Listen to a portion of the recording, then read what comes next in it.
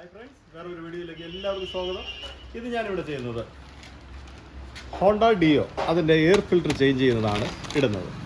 അപ്പോൾ ഇതിൻ്റെ വില 220 ഹോണ്ട ജെനുവിൻ പാർട്ട്. അപ്പോൾ നമുക്കത് എങ്ങനെ ഇളക്കും നോക്കാം.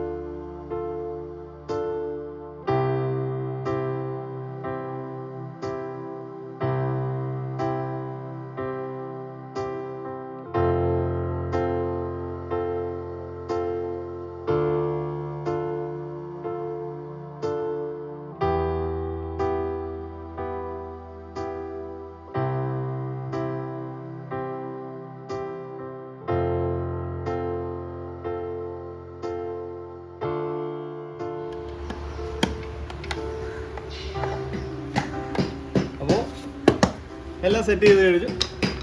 അപ്പോൾ ഇങ്ങനെയാണ് എയർ ഫിൽറ്റർ മാറുന്നത്. നിങ്ങൾക്ക് ഇഷ്ടപ്പെട്ടത് ഞാൻ വിശ്വസിക്കുന്നു.